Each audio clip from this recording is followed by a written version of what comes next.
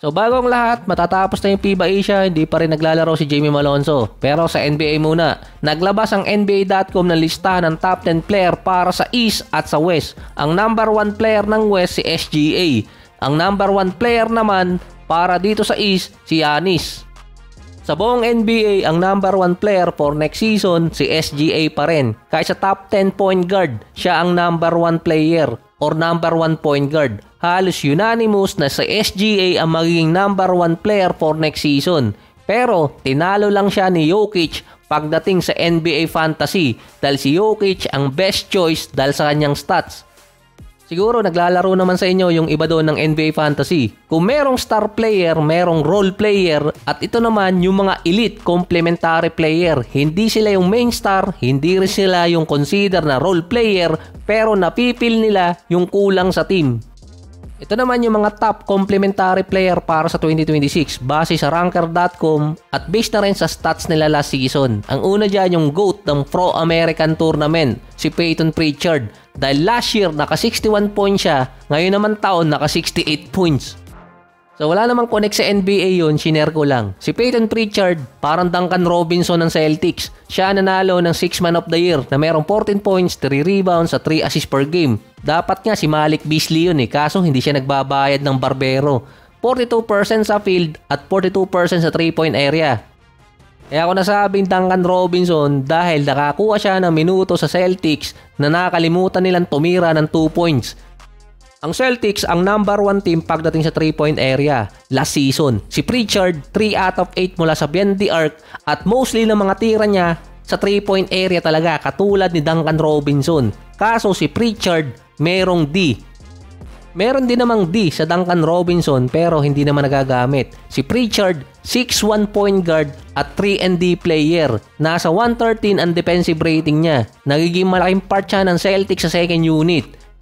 Hindi man siya nakakashoot ng 3-point shot pero yung defense niya ang pangbawi. Hindi siya defensive liability pagdating sa 6'1 frame. Hindi katulad ng ibang player at magiging malaking part siya ng next season ng Celtics dahil maraming nawalang core player ang Boston. Kaya pasok siya sa complementary player dahil mapipil niya yung ibang role na nawala dito sa Celtics. Kapag naman tiningnan yung mga nanalo ng all defensive team nung nakaraang season, mga kilalang player yun. Bukod lang sa isa, si Tonami Camara ng Portland. Siya lang yung player na tanging hindi ko kilala dun. Sa bagay, bihira din naman ako manood ng game ng Portland. European player din si Camara mula Belgium. Nasama siya bilang All-NBA Defensive Second Team. Siya yung unang player since Theo Ratliff ang nasama sa defensive team. Parang hindi pa uso ang Facebook noon at YouTube, 2004. Siya rin ang number 1 player pagdating sa pagkuha ng offensive foul at number 1 sa charge. Pangalawa siya kay Dyson Daniels pagdating sa defensive stop. Ito yung sinayang di umano ng Suns.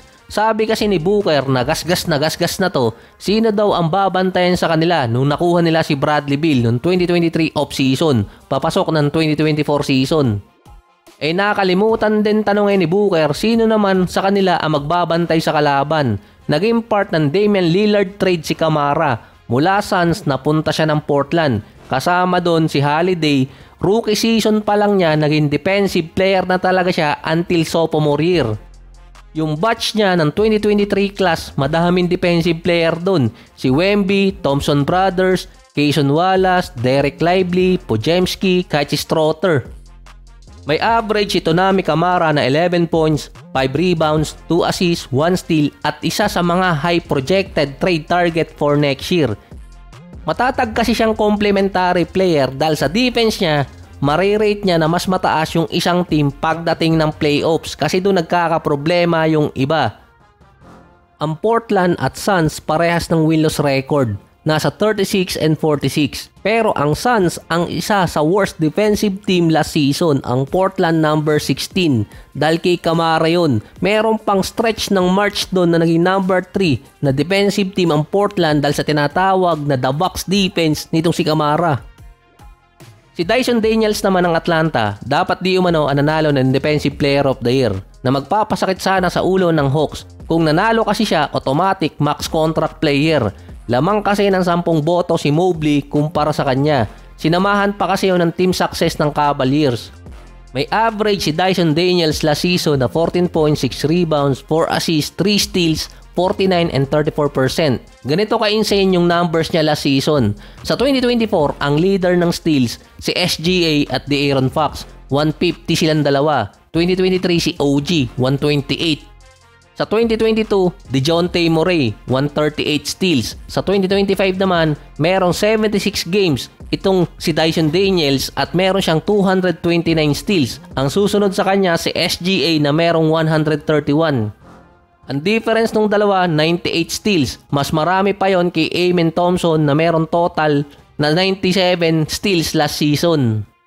Malaki din ang agwat niya bilang number 1 player pagdating sa deflection. Valuable asset next season si Daniels dahil kung maitutuloy niya yung streak pagdating sa defense dahil siya yung nagtuloy ng failed na Murray at Trae Young experiment. Agad kasing tinrade ng Hawks si Murray kapalit nitong si Dyson Daniels at siya yung pumalit sa Atlanta bilang defensive guard.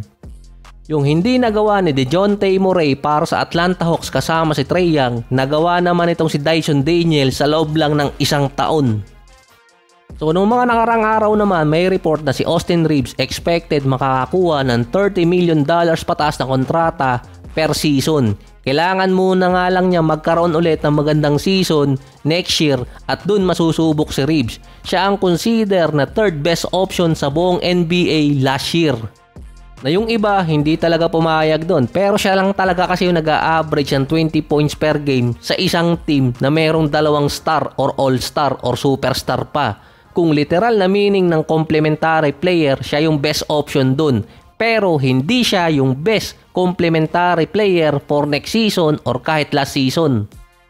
Si Steve Kerr kasi ang nag-expose na magiging magaling na complementary player si Reeves. Ginawa niyang third option bilang point guard sa Team USA noong 2023 kaya lalong tumaas yung value niya. Nakasama niya si Westbrook, Anthony Davis, Luka at LeBron. Pero umaangat pa rin si Austin Reeves. Kalimitan, babagsak yung isang player kapag may mga kasama ng ganong all-star player or superstar player. Kahit sino makakasama ni Austin Reeves sa lineup, tataas pa rin yung stats niya. Yun kasi base kay Steve Kerr na magko-complement si Austin Reeves sa kahit anong lineup na gamitin niya sa Team USA dati. Nag-average si Reeves ng 20 points, 4 rebounds, 5 assists, 1 steal, 46 and 37%. Sa defense, mas better naman siya kumpara sa ibang all-star. Na-expose nga lang si Reeves last playoffs ni Anthony Edwards na nagkakaproblema si Reeves sa defense kapag ang babantayan niya athletic na player katulad ni Edwards. Kaya ang ginawa ng Minnesota last playoffs, hinahunting siya ni Edwards kapag siya ang may hawak ng bola at makikipag-switch yung mga player dahil yun ang weakness ni Austin Reeves na inamin naman niya last playoffs.